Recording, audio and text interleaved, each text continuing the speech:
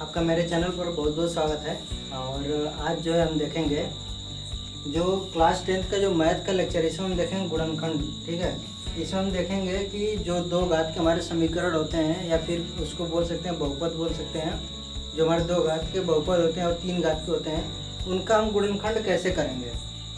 तो आप लोगों में से बहुत से लोगों को एक चीज़ पता होगी, क्योंकि ये जो है नाइन्थ में शायद ये सब पढ़ा दिया जाता है। तो आप उन लोगों को जिनको आता है वो भी देखो, क्योंकि कुछ ना कुछ ज़रूर नया सीखने को मिलेगा।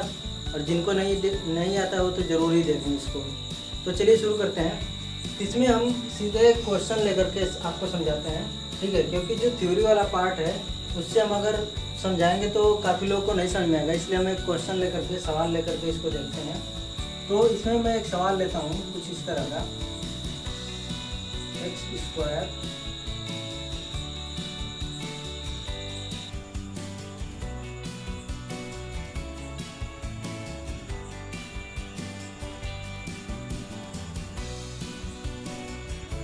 सबसे ज़रूरी बात है कि आपने मेरा पिछला लेक्चर अगर नहीं देखा तो उसको भी देखिए, क्योंकि वहाँ पर जो है मैंने बहुत ही जो हमारे इम्पोर्टेंट, बहुत ही महत्वपूर्ण जो सूत्र हैं उनको मैंने बताया, जो कि आपको गुणनखंड करने में बहुत ही आपकी सहायता करेंगे।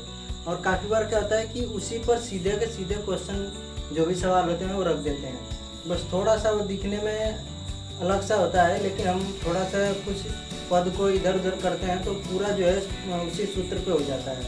तो वो जो सूत्र है उनको जो अच्छे से आप एक बार रट लीजिए, यही समझिए रट लीजिए एकदम पूरा, कि उसको बस देखा और अप्लाई कर दिया, वहाँ पर उसका उपयोग कर लिया।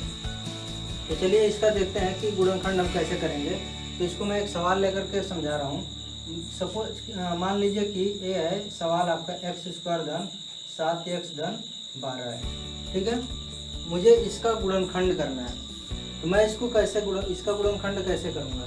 तो आपको गुणनखंड करने में सबसे पहला, अब यहाँ पर मैं स्टेप लिख रहा हूँ, ठीक है, जो भी आपके स्टेप होंगे। स्टेप का मतलब कौन कौन से आप कदम चल रहे हो। जैसे क्या है कि पहला कदम आपका क्या होगा, दूसरा क्या होगा, तीसरा क्या होगा, चौथा क्या होगा, इस तरह से। तो हमारा जो एकदम पहला वाला होगा वो क्या होगा कि हम देखेंगे कि यहाँ पर कौन सी संख्या है और यहाँ पर कौन सी संख्या है। यहाँ पर कौन सी संख्या है, एक है, क्योंकि किसी भी संख्या में एक का गुणा करोगे वही आएगा। तो यहाँ पर है 1 और यहाँ पर 12 है। हमें क्या करना है कि 1 और 12 का गुणा कर लेना है। कितना आ गया, 12 आ गया। अभी आप स्टेप देखिए, अभी सब समझ में आ जाएगा क्यों हमने इस तरह किया है। दूसरा स्टेप क्या होगा, जो 12 आया है इसका आपको गुणनखंड करना है। और गुणनखंड करना आपको आता होगा, तो गुणनखंड करना अगर नहीं भी आता है तो मैं बता देता हूँ कि सबसे पहले आपको क्या करना है कि देखना है कि कौन सी सबसे छोटी संख्या से विभाजित हो जाएगा। तो आपको पता है कोई भी संख्या होगी वो 1 से विभाजित हो जाएगी, तो हम 1 को छोड़ देते हैं, ठीक है। अब क्या आएगा, 1 के बाद 2 आएगी, तो 2 से हम इसको विभाजित करके देखते हैं, होती नहीं है। तो 2 से विभाजित हो जाएगा तो हम क्या करेंगे, 2 लिखेंगे और विभाजित करेंगे, कितनी बढ़ जाएगा, 6 बढ़ जाएगा, ठीक है। अब क्या आ गया, अब आ गया आपका 6। अब इसको देखेंगे कौन सी संख्या से विभाजित होगी, फिर शुरू से करेंगे, यानी कि 1 को हम कभी भी यहाँ पर नहीं देखेंगे, क्योंकि 1 से हर संख्या विभाजित होती है। हम शुरू कहाँ से करेंगे, 2 से, और पूर्णांक चलेंगे, 2 फिर 3 फिर 4, इस तरह से चेक करते जाएंगे किससे किससे विभाजित होंगे। फिर 2 से चेक करेंगे, तो 2 से फिर देखा, फिर विभाजित हो जाएगी, कितना आएगा, 3 बढ़ जाएगा, 3 आ गया। अब क्या आ गया, 3 आ गया। 3 जो है 2 से विभाजित नहीं होगा, अब क्या करेंगे, ठीक है, नहीं विभाजित होगा तो 2 के बाद से 3 आएगा, तो 3 से चेक करेंगे, 3 से विभाजित हो जाएगा, 3 से विभाजित कर दिया।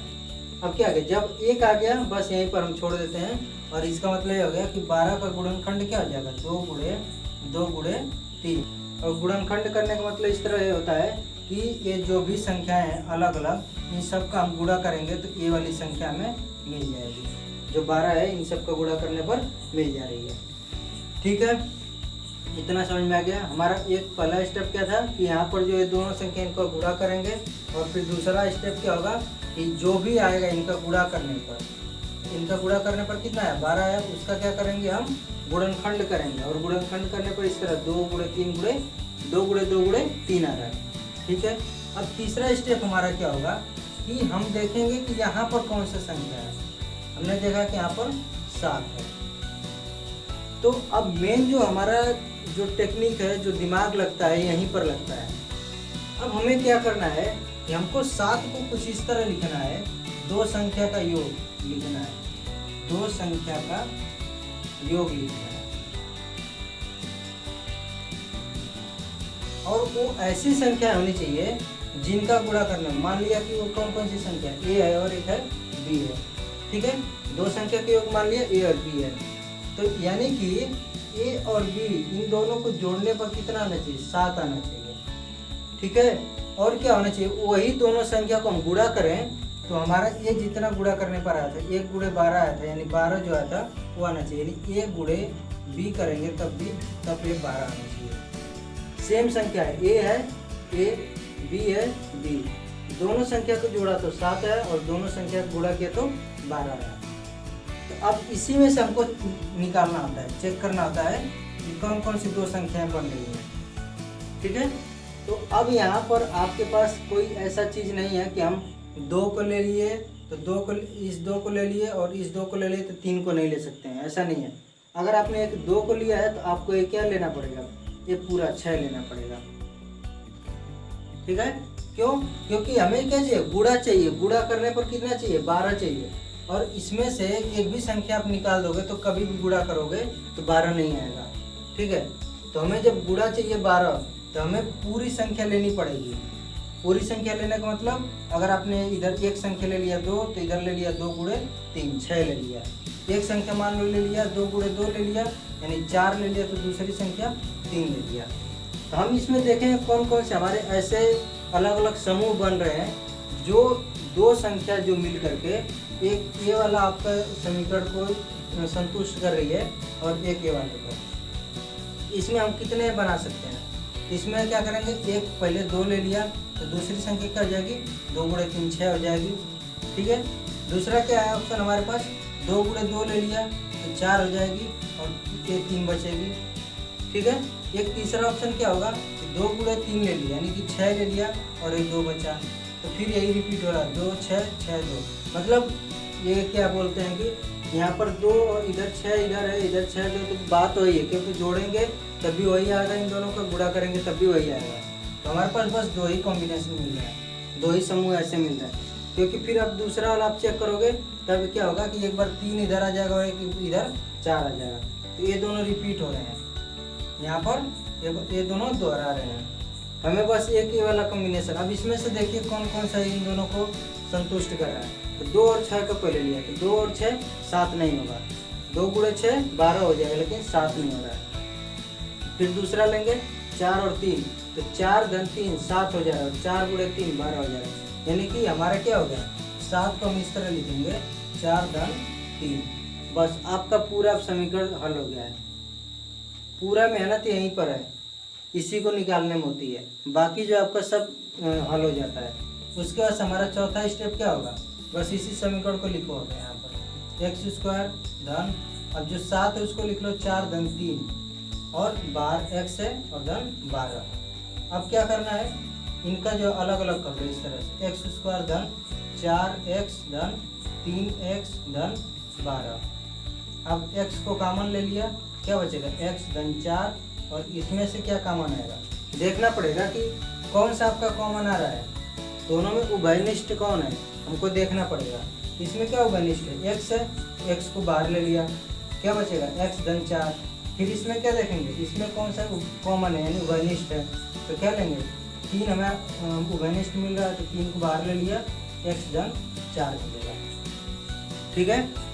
इसके बाद क्या होगा कि अब देखिए ये वाला सेम चीज़ यहाँ पर मिलेगा। जब भी अब गुणनखंड आपका सही होगा तो एक कोष्टक में ये रहेगा तो यही एक दूसरा कोष्टक में भी यही रहेगा। तो बस वही फिर हम करते हैं, इसको हम कॉमन ले लेते हैं, ठीक है। इसको हमने बाहर निकाल दिया, एक कोष्टक में लिख दिया, तब क्या बचेगा?